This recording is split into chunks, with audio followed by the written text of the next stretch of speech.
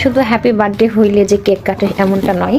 আমার মেয়েকে দেখেন, তার হ্যাপি বার্থডে বাদেও সবসময় কেক খেতে ইচ্ছে করে। এটা টেস্টি থেকে আনা, এই যে কত খুশি দেখেন।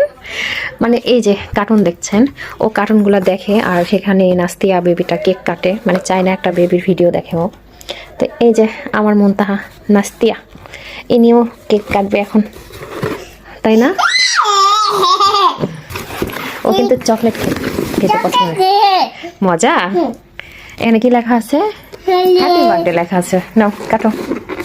মানে শুধু বার্থডে হলে যে কেক কাটে এমনটা নয়, আমার মেয়ে বার্থডে ছাড়াও কেক কাটে। মানে তার যখন যেটা খেতে ইচ্ছে করবে আর সেটা এনে দিতে হবে। বাবার একমাত্র মেয়ে, কত খুশি দেখেন।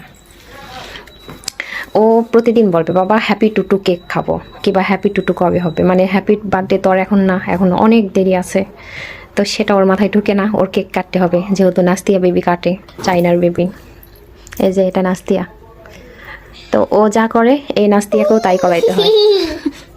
নাও কাটো, এই যে নাও কাটো।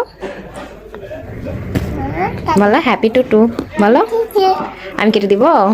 ওকে। হ্যাঁ, হ্যাপি বার্থডে টু ইউ মুনতাহা। জন্মদিন ছাড়া, তাই না মুনতাহা? তোমার হাফ বার্থডে কেক। এটা টেস্টি ফুডের কেক, তো অনেক মজা।